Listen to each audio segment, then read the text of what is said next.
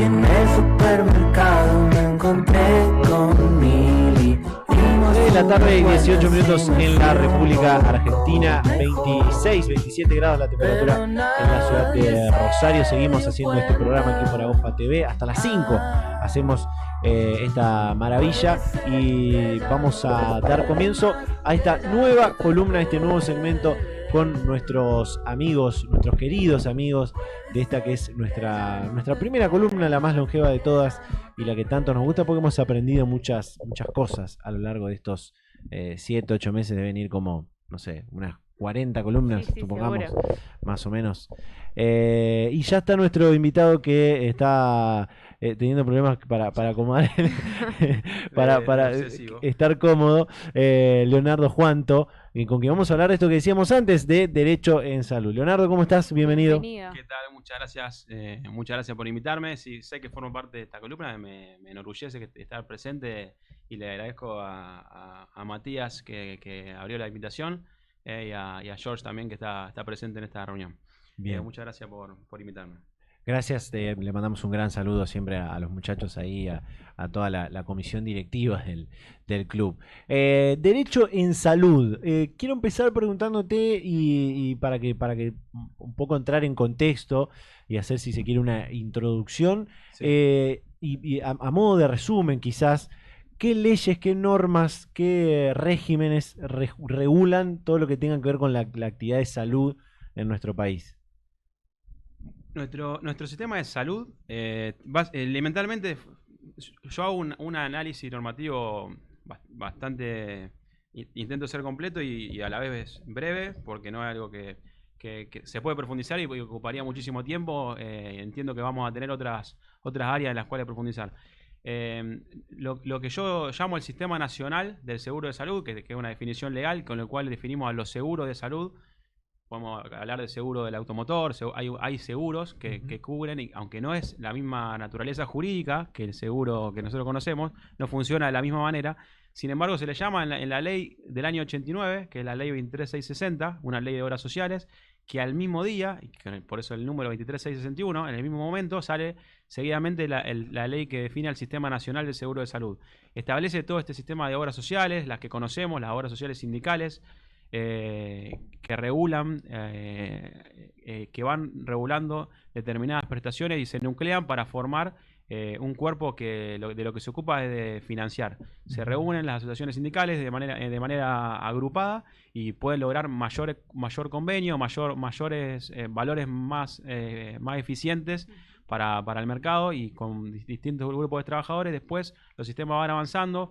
Hay muchísimos decretos y leyes que van profundizando este sistema. Hay una ley importante también que es del 96 que determina el primer plan médico obligatorio, establece una base prestacional, una canasta básica que todas estas obras sociales tienen que cubrir, y en el mismo año la ley 24754 establece que las empresas de medicina prepaga, aunque sean privadas, se equiparan a las obras sociales públicas en cuanto a las prestaciones del plan médico obligatorio. Entonces tenemos un sujeto por una persona pública, como es la obra social, sostenida por una ley, empresas de medicina prepaga privada que empiezan a funcionar sin regulación, pero que se establece con una trazabilidad de orden público, porque menos que lo que dice el plan médico obligatorio no van a poder cubrir.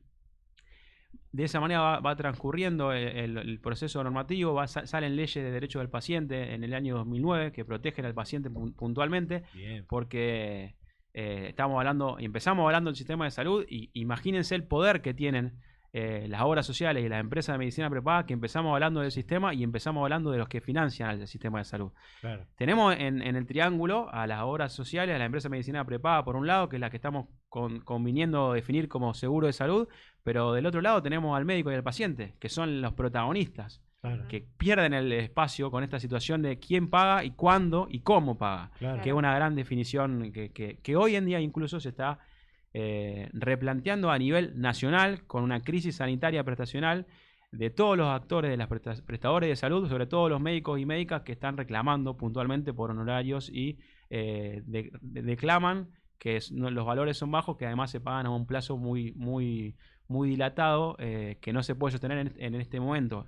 Tradicionalmente tiene un sostenimiento histórico de 90 días. Se conoce que siempre las obras sociales pagan a 90 días, pero entonces de las tres partes, de las tres posiciones que conforman un sistema de salud, aunque existe una intervención estatal, quien tiene mayor vulnerabilidad es el paciente. Y además hay una realidad que a nivel poblacional todos somos pacientes. Los médicos, los políticos que definen a la parte del sistema público y los que no tienen ninguna intervención directa con el sistema, pero sí van a ser pacientes. Entonces todos deben ser protegidos y son medidas mucho más democráticas, con mayor aceptación en la población.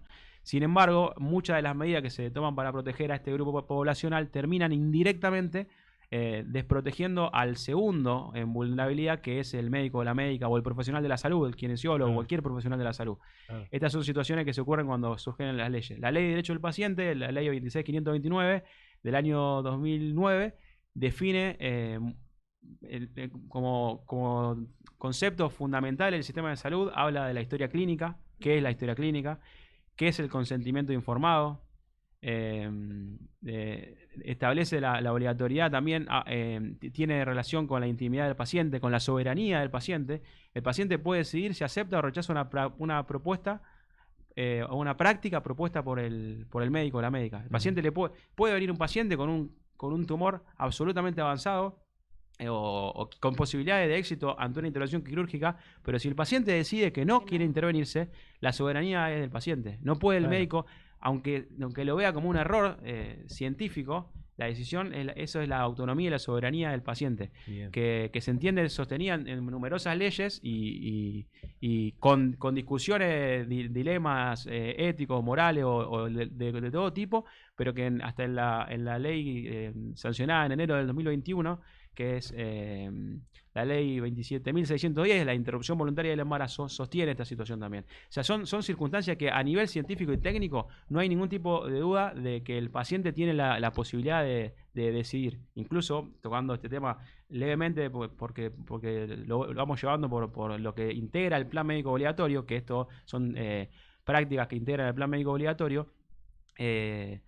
son prácticas en las que no se pone en discusión, por ejemplo, la vida o la salud, que se entiende como un derecho con mayor jerarquía. En este caso lo que se pone en discusión es la libertad de decisión, la posibilidad de decisión, el derecho a la libertad, que son los dos derechos que contraponen. Más allá de lo que cada uno sostenga internamente jurídicamente, es una decisión legal.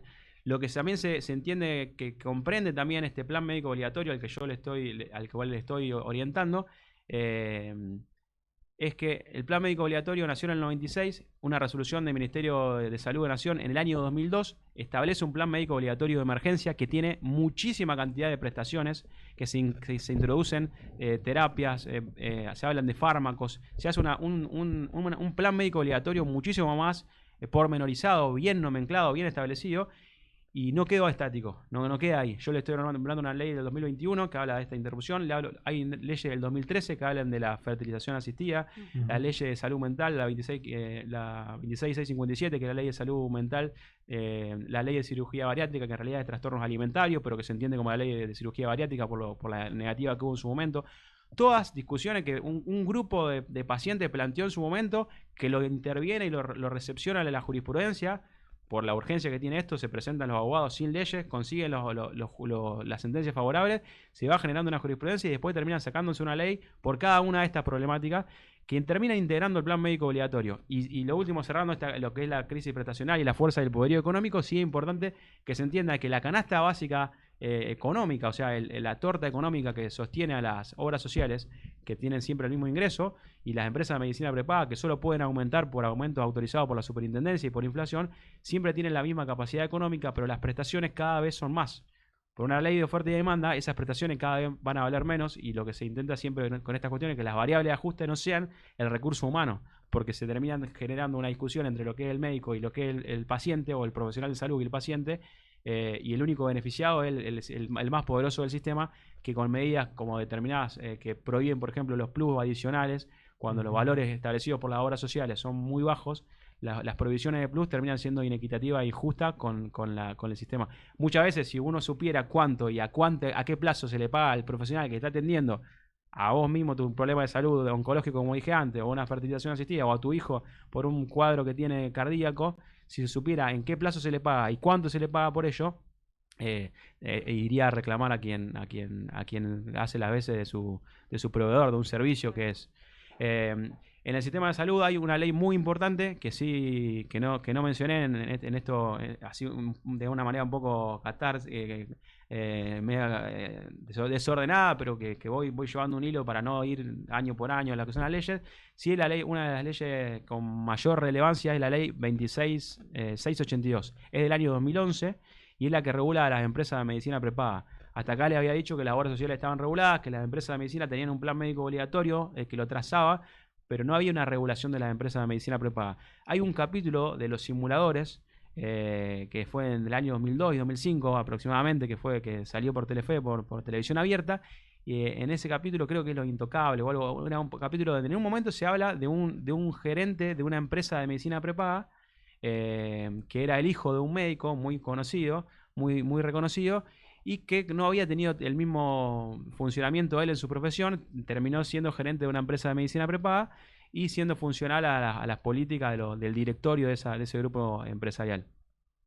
En ese caso lo que se estaba decidiendo era una persona que entra al sanatorio, que tenía la prepaga al día, y cuando ingresa entra con un cuadro cardíaco. En ese momento, al tener que intervenirlo de urgencia, le dicen que esa enfermedad era preexistente. O sea, que era una enfermedad que él tenía desde antes de ingresar a la prepaga. Y como era una enfermedad preexistente, no se le iban a cubrir.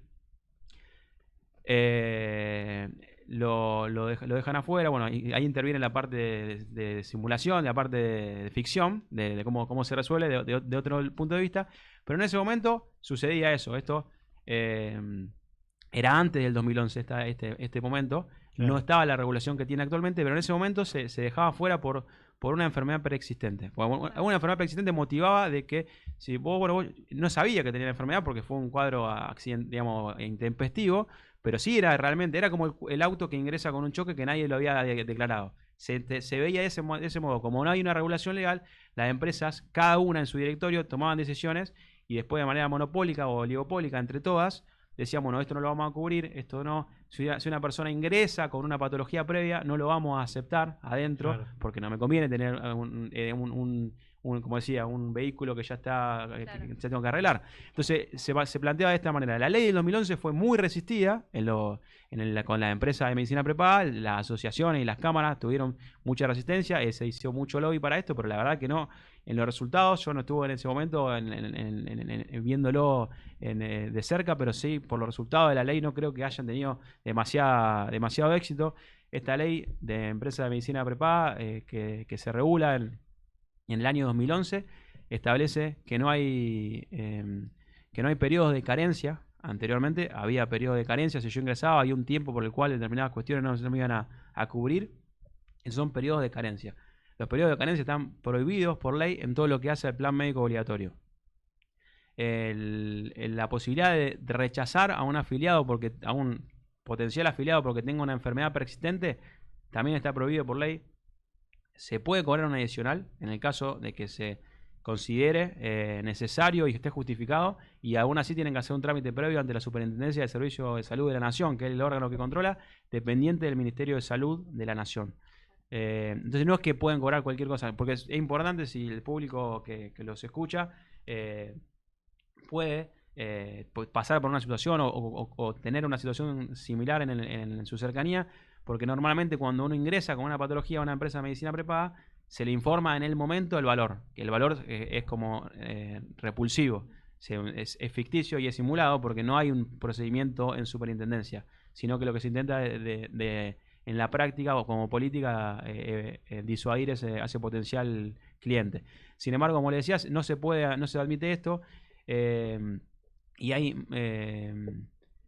muchas cuestiones que van definiendo y que son novedosas, como por ejemplo esto que hablaba del caso ficticio de los simuladores, de esta serie televisiva que estaba haciendo referencia, porque se establece que solamente hay dos maneras o dos causales para desafiliar a un afiliado justamente de estas empresas prepagas, y son por la falta de pago de 3 cuotas íntegras, iguales y consecutivas. Yo no pago enero, febrero y marzo, en abril me pueden desafiliar, pero tienen que primero notificarme y darme 10 días hábiles, ponerme en mora y darme 10 días hábiles para que yo regularice la situación. O sea que no es que a los 90 días me pueden dar de baja. Y la otra causal, y ahí donde yo les traía la cuestión que estaba, la colación, es por haber falseado la declaración jurada. Cuando yo ingreso a cualquier empresa de medicina prepaga, tengo que llenar una declaración jurada. Y me van a hacer un montón de preguntas, esos son bajo juramento de decir verdad, y yo, las preguntas suelen ser puntuales y concretas y cada vez lo son más. Y te van a preguntar si tuvo algún problema cardíaco, si tuvo una intervención quirúrgica, si le duele a esto, si tiene esta situación. Y uno generalmente pone todo que no. Y si no pone que no, y si tiene la duda, el promotor, que es el que quiere vender el plan, le va a decir pone que no pasa nada, y uno va poniendo todo que no. O sea, en ese poner que no, si había una afección que tenía y después surge si no pasa nada, si no surge ninguna patología, no va a ocurrir, no va a suceder ningún inconveniente en ese contrato. Pero si posteriormente se detecta alguna enfermedad, alguna patología que tenga relación con esa falsedad, o que sea justamente la patología, o que falseó justamente la patología, da el derecho a la prepaga a ejercer la desafiliación y la rescisión del contrato. Entonces esa es la segunda causal. El cuerpo normativo, digamos, hay muchísimas normas que van siendo concretamente, van yendo concretamente sobre cada patología. La que más interesante es, sobre todo para la mayoría, son las leyes que regulan al sistema de obras sociales y a la empresa de medicina prepaga. Pero bueno, ciertamente ambas tienen que cubrir el mismo plan médico obligatorio, tienen que dar la misma cobertura. Hay algunos detalles de esta ley de medicina prepaga, como por ejemplo la imposibilidad de mantener o de establecer franjas etarias en los planes.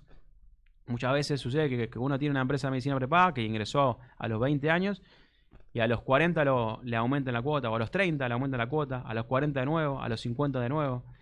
Van generando aumentos que no van relacionados con lo autorizado por superintendencia, no van relacionados con la inflación, sino que tiene que ver con que pasaste a otro grupo etario, ya no sos plan joven, ahora sos plan... Eso también está prohibido por la ley. Y pasa. Como nadie lo reclama, eso pasa.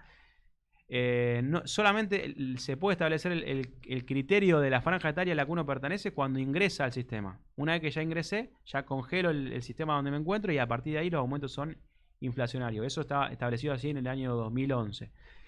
A los 65 años te pueden aumentar la cuota por edad, sin embargo, hay una excepción, salvo que tengas 10 años de antigüedad en el sistema, en una empresa de medicina prepaga. Y con los que le comentaba anteriormente, bueno, realmente en el 2019 hubo una reforma, una reglamentación que modifica y da un poco de poder a las prepagas, pero que quizá era necesario, lógicamente, por esto de que uno ingresa a los 20 años y no se le ajusta nunca más, solo por inflación. Entonces, si al momento del ingreso a la prepaga se le avisa que van a haber grupos etarios, se pueden aumentar por grupo etario, pero esto recién es a partir del 2019, por lo cual si alguno de los que está escuchando, o ustedes mismos, tienen contratos continuos desde antes de 2019, no aplicarían nunca a esa normativa, que es muy reciente. Eso como en lo normativo, no me quiero extender mucho más que eso, pero esas son algunas de las normas que rigen al sistema de salud. Yo quiero preguntarte por esto de las obras sociales y las prepagas, pero también en algo que se ve, bueno, en nuestra provincia, en algunos lugares de atención sanitaria de nuestra ciudad se ven, pero se ve mucho más hacia el interior de la provincia de Santa Fe. Tengo familiares en el norte de la provincia, por ejemplo, y atraviesan mucho esto que voy a decir, que es el tema del plus médico, claro, ¿no? Que es un grave problema. Hubo incluso un proyecto de ley que presentó, por ejemplo, el diputado Luis Rubeo en su momento, 2 veces lo presentó, y lo han presentado también otros legisladores acá en nuestra provincia, para que se persiga y se encuentren los que quieren cobrar plus médico, que muchas veces es o el mismo nosocomio o los mismos médicos especialistas en diferentes áreas. Digo, ¿cómo se hace para intervenir esa cuestión? Digo, ¿a dónde tiene que ir el paciente a reclamar, o qué normativas rigen que digan, che, el plus médico no está bien o no se puede hacer? Perfecto. Yo te voy a hacer la respuesta legal de lo que vos decís, y después te puedo dar una opinión. O te puedo ni siquiera ya una opinión, hay una situación que trasciende mi opinión, que es una realidad, que es la realidad que trasciende lo que yo puedo opinar. Después también puedo dar de mi opinión, pero la ley que vos, a la que hace referencia, que propulsó el diputado Ruego, es del año 2017. Sí. Tiene sanción. Es la ley 13.731. Es una ley que tiene sanción y que determina, se llama Ley de Provisión de Plus. Sí.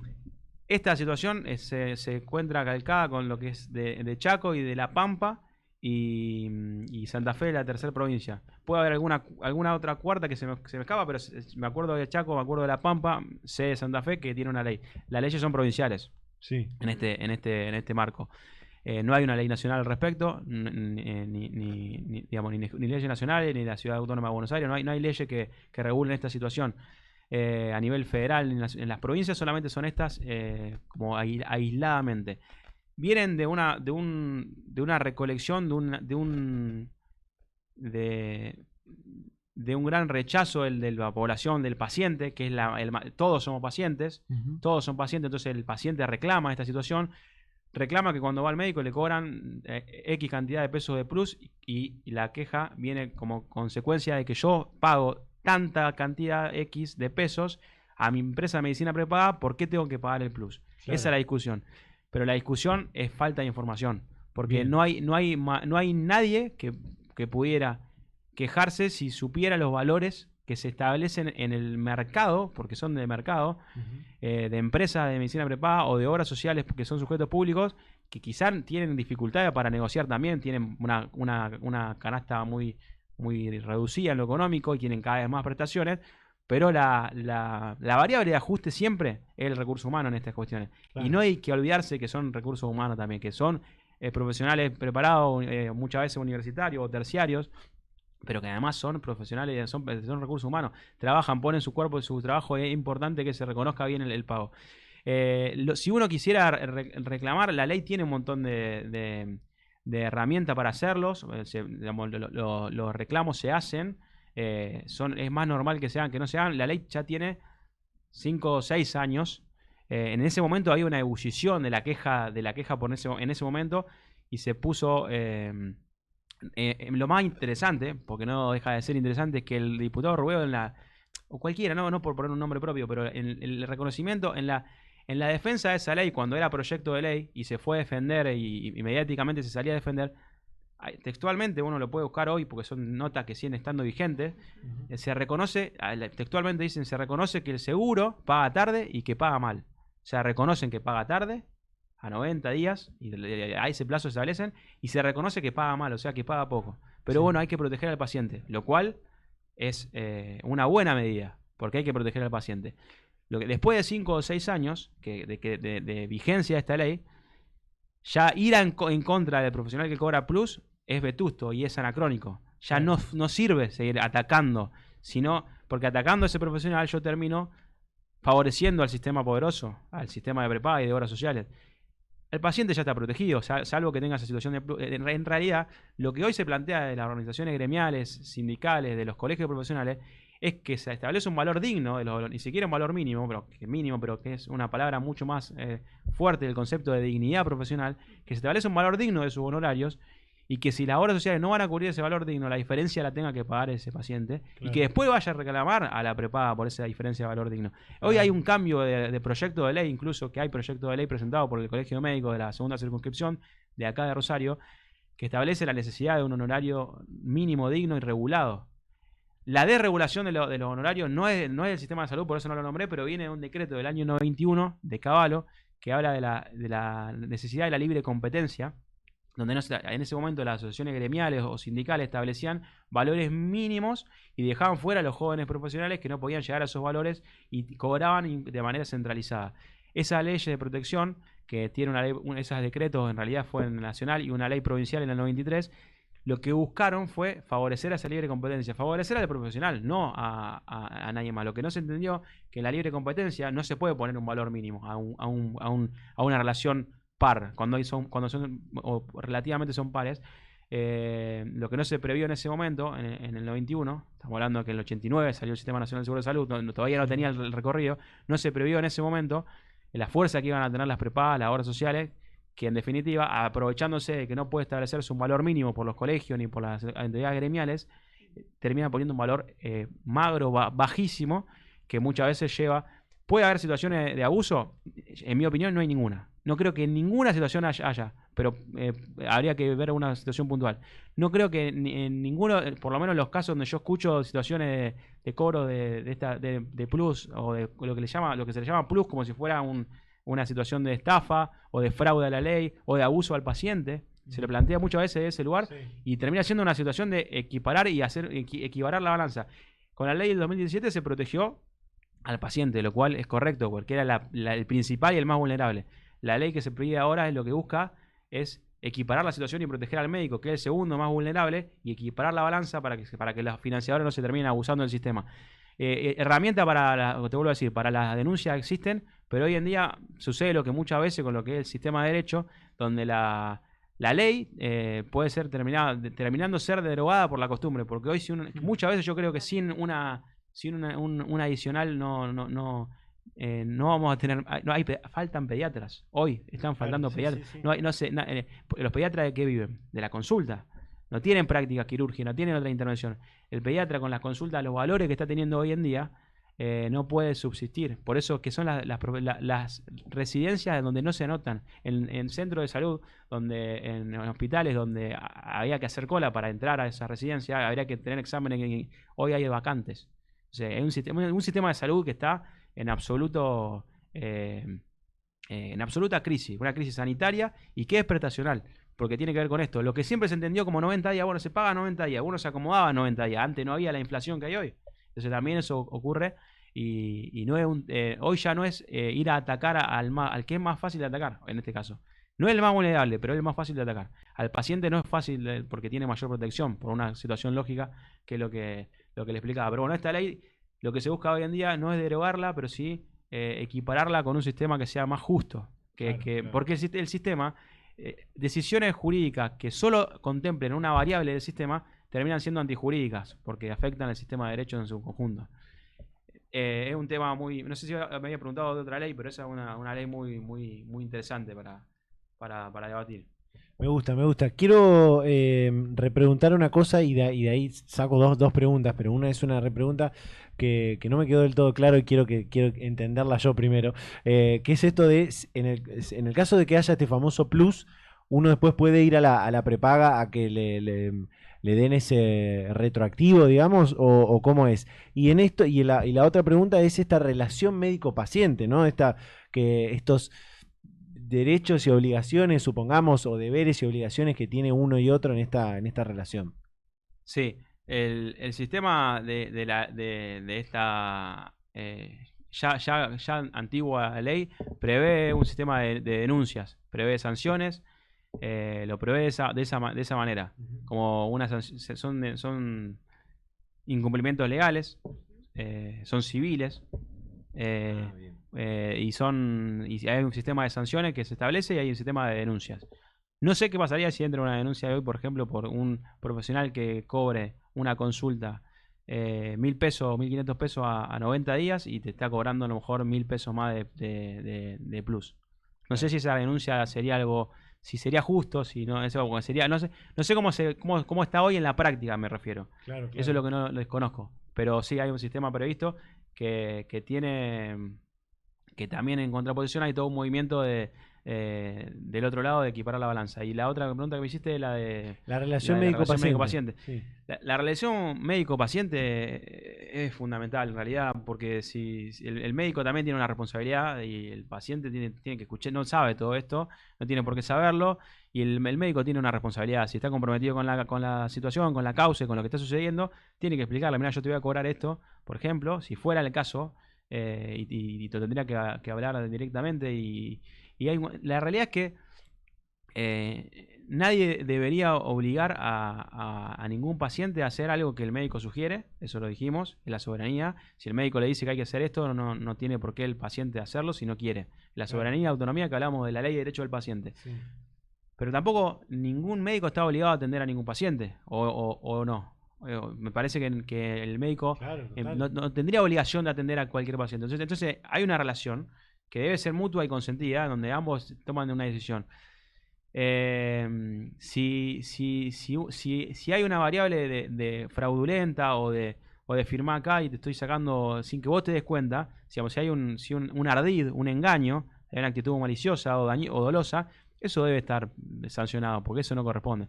Pero si se habla directamente, se plantea en la primera reunión y sigue yendo, yo sigo yendo, y sigo aceptando que estemos en una situación ilegal que me molesta, y voy, pago y voy a hacer la denuncia, voy, pago y hago la denuncia, voy, pago y hago la denuncia, también hay una situación de absurdo y de incoherencia total. Claro. Eso es lo que sucede en el sistema. Y también sucede que muchas veces, nosotros en el sistema público es gratuito. O sea, no, digamos, depende de la faz política que uno tenga, pero está garantizado con el sistema impositivo y no tengo que pagar directamente, sino que se paga de manera indirecta con los impuestos.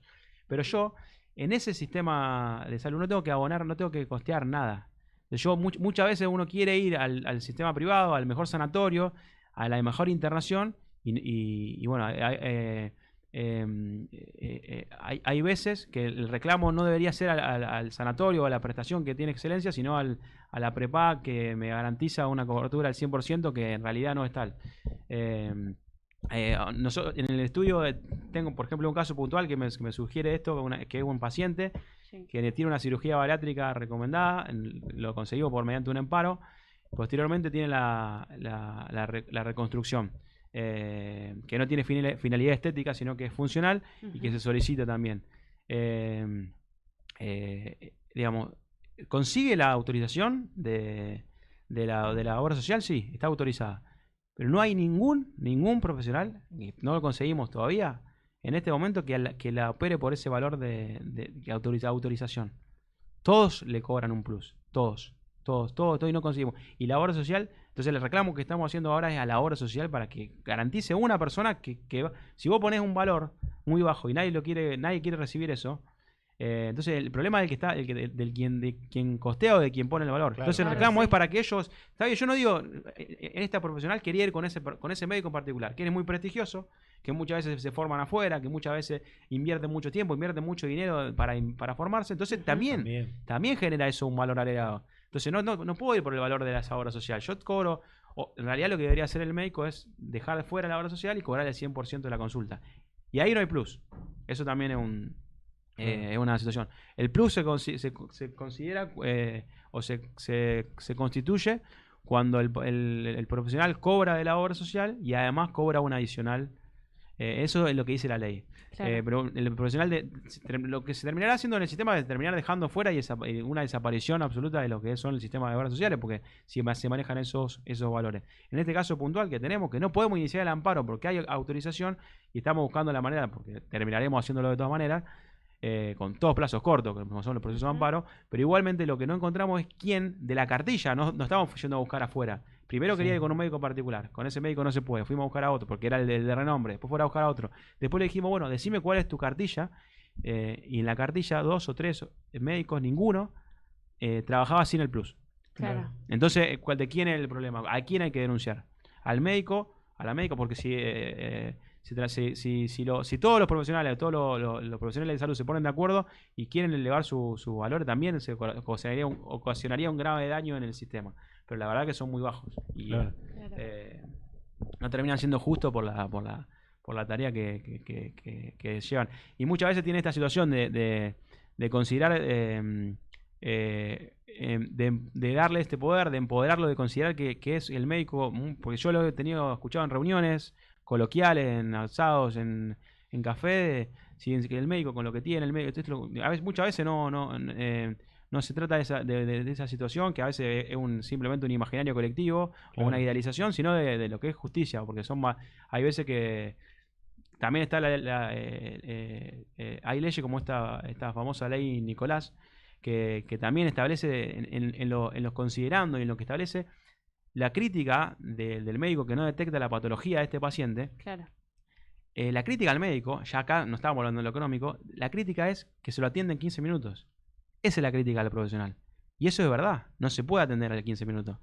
Pero si vamos a ver los valores de consulta, que ya lo dije anteriormente, no vale la pena rememorarlos, si los valores de consulta son esos, terminan atendiendo en 10 minutos. para Claro, que justifique para- el valor. claro. Entonces, es toda una crisis del sistema y se sacan leyes que critican lo de los 15 minutos. El sistema de salud es muy democrático, es yo creo que en cuanto a los derechos humanos es de avanzada, pero tiene muchísimas falencias en este momento por las críticas del sistema, sobre todo económicas. Me hacían una pregunta recién que tiene que ver con algo de las obras sociales y en realidad con las prepagas, más que con las obras sociales, que tiene que ver con estos casos que hubo muchos en los últimos años, que fueron muy conocidos, de niños que necesitaban un medicamento súper caro y que por ahí no se conseguía y que la prepaga no se lo quería cubrir o no lo querían traer desde otro lado.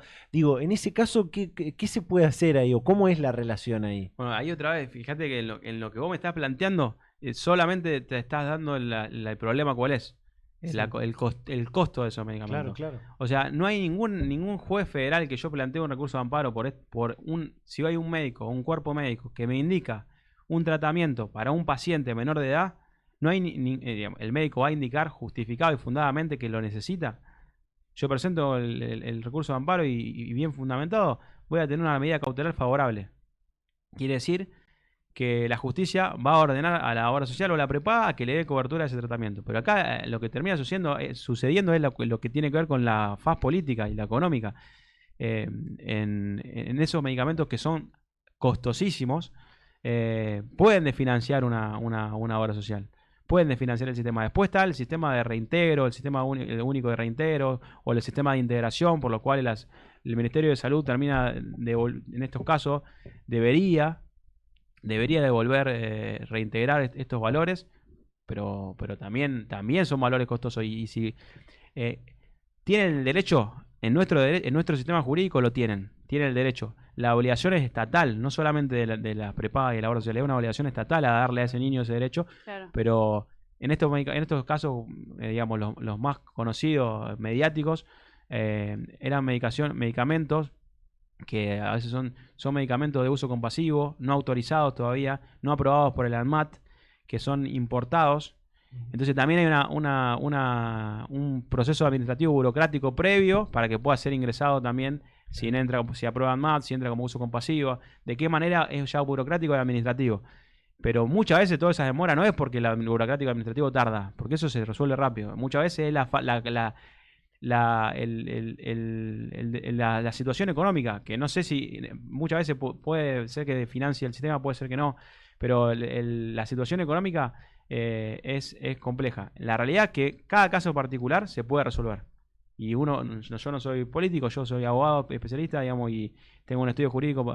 Si a mí me llega un caso de esas características, yo no voy a llamar a un influencer, digamos, lo que hacemos es un recurso judicial de amparo y lo presentamos a la justicia federal. Nosotros ahí resolvemos un caso. Cuando algo se hace masivo, también ya termina perjudicando a la propia causa también, sí, porque termina beneficiando muchas cosas, como en estos casos, pero también perjudica porque ya entra la política en el medio, porque si se hace masivo ya se genera una propaganda de estos casos y uno ve la cantidad que tienen, las obras sociales cuentan cuántos pacientes tienen así y se empieza a meter la política en el medio, pero de caso por caso se resuelven y se pueden resolver.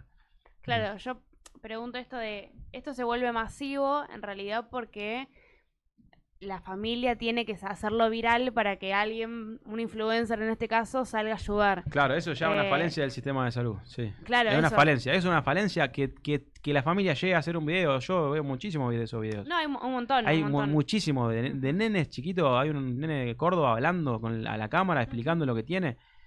Y son tremendos esos videos. Hay una falencia del sistema de salud. También hay un problema de Google, de la información.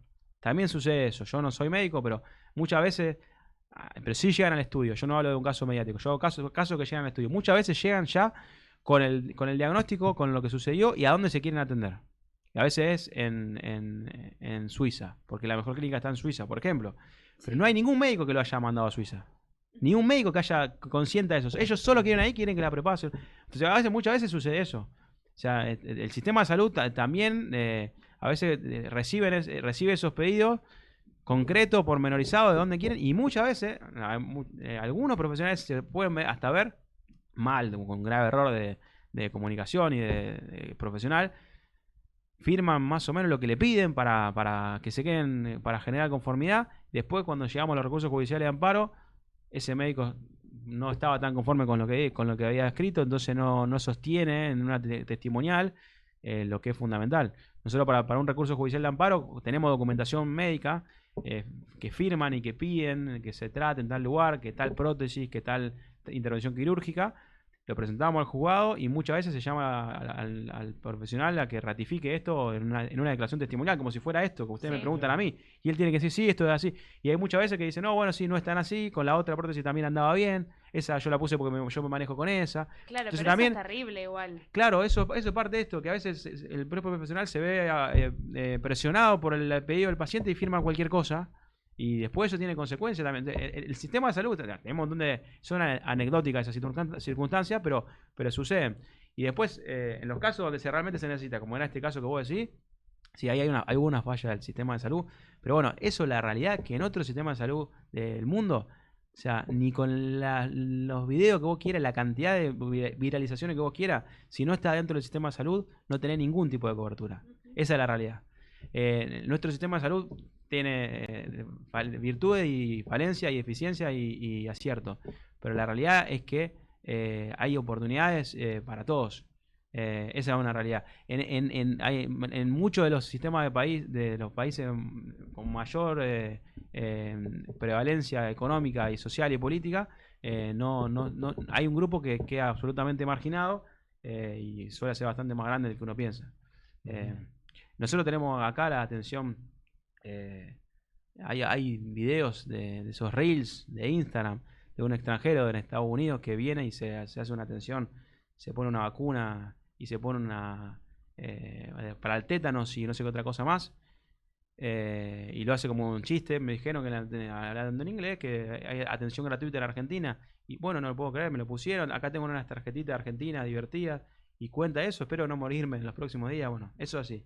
O sea, eso te abriría el debate absolutamente a un montón de discusiones políticas, éticas, morales, pero la realidad es que sucede eso. No hay reciprocidad. O sea, lo ideal sería no que se tire eso hacia menos, sino que haya reciprocidad. Que eso te pueda suceder a vos en cualquier parte del mundo. Eso es lo ideal. En derecho, en salud, Argentina tiene un absoluto, eso es mi opinión, tiene un absoluto avance en derechos humanos, que en los que estamos hablando, que es el derecho a la salud, tiene un absoluto avance. Lo que pasa es que es tanto los derechos y los beneficios que hay que genera que la situación económica a veces traiga hasta inconvenientes. Claro. Pero en otras circunstancias económicas, esa prestación que vos me haces referencia, no te la cubren, la tenés que pagar vos. Claro. A lo mejor conseguís un filántropo que te ayude, pero no va a ser el Estado. Claro. Me queda una última pregunta, aunque esta última cuestión de destacar lo que es nuestro sistema de salud. Hay un director de cine, creo que se llama Alan Moore, si no me equivoco, que va recorriendo y haciendo como documentales de diferentes cosas. Hizo un documental, creo que es Alan Moore, después lo voy a buscar y lo voy a decir bien. Hizo un documental del sistema de salud, de lo que pasa en el sistema de salud de Estados Unidos, hace mucho tiempo, y mostraba cómo había gente de Estados Unidos que se iba a atender o a Canadá, donde la salud es pública, no como la que tenemos en Argentina, pero es pública, o si iban a Cuba, digamos, claro. y trataban de llegar a Cuba, se atendían ahí y volvían a Estados Unidos, porque en Estados Unidos es privada y no hay chance de no quedar endeudado para el resto de la historia de la vida. Por eso, bueno, hay que destacar el sistema de salud que tenemos, que con lo que vos decías, tiene un montón de falencias y un montón de cosas que hay que mejorar, pero se garantiza la atención, ¿no? La mejor manera para mejorarlo es conocerlo también. Porque hay mucha opinión sobre el sistema de salud, lo que tiene, lo que no tiene, lo mismo que el sistema de educación, que yo ahí no puedo opinar porque no lo conozco, pero lo mejor es conocerlo, saber lo que hay y involucrarse de los lugares donde cada uno pueda. Yo soy abogado y los abogados generalmente eligen otras ramas o otras especialidades. No hay mucha especialización en esta rama. Yo en la especialización de posgrado solamente existe en Buenos Aires, en la UBA, no hay otro lugar para formarse, más allá de que la formación es práctica, la formación académica también suma e importa, y en ese conocimiento, en esa información, en conocer gente, en conocer profesionales que estén, y después tener una opinión. Cada uno puede opinar como quiera. Muchas veces lo que sucede es que las opiniones contrarias o o que denostan este tipo de sistema o este tipo de, de situaciones en las que estamos charlando, se basan en un enojo en el que se entiende también, pero que no tiene sustento ni normativo ni jurídico, que genera una opinión sin contenido. Claro. Lo interesante es que reconocer lo que está mal, pero también celebrar lo que está bien y mejorar. Digamos, seguir avanzando en lo que sostener y poner piedra sobre lo que haya que reconstruir. Pero bueno, las leyes no frenan, o sea, año por año sale una ley diferente de patologías oncológicas, patologías de enfermedades infectocontagiosas, digamos, siempre cada patología va teniendo una ley distinta, lo cual muchas veces criticado, pero es imposible sacar una ley para todo. Lo bueno es que en los proyectos de ley son para detección de enfermedades congénitas el año pasado, en una ley nacional también, los exámenes de diagnóstico que pueden detectar una enfermedad dentro del útero, que al momento del nacimiento o que va a poder avanzar en el tratamiento y ganar tiempo, que es fundamental en este tipo de patología. Entonces, siempre una vez que se marca el rumbo, realmente sí, pasa esto. No, o sea, casi son unánimes las votaciones, son decisiones de todos los cuerpos, de todo el cuerpo arco político. Entonces, esa es lo que tenemos, hay que conocerlo, o sea, hay que intentar de utilizarlo. Sí. Gran ley la de enfermedades congénitas. Una ley que también muy votada.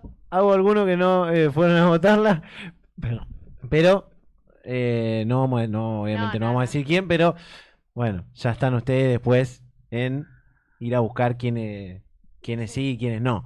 Leo, un placer, la verdad, que haberte tenido acá. Nos quedan un montón de cosas, obviamente, para seguir preguntándote, porque hay para puntualizar en las leyes de cada una de las enfermedades que han salido. En los últimos años ha avanzado mucho en eso. Incluso también me quedó preguntarte, pero bueno, podemos hacer seguramente alguna otra para charlar. Sí, no hay problema. De esto de también la mala praxis, ¿no? Que por ahí una cosa por ahí entiende el paciente y otra cosa entiende el médico, otra cosa quizás entienden las obras sociales o las prepagas, que es un temazo seguramente para abordar. Dale, sí.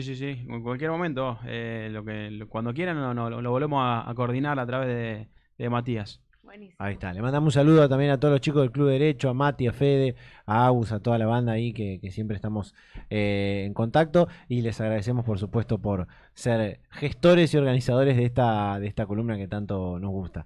Leo, muchas gracias. Bueno, muchas gracias a Un ustedes. placer. Hasta luego, mucho gusto. Pausa y ya seguimos con más invitados en este programa.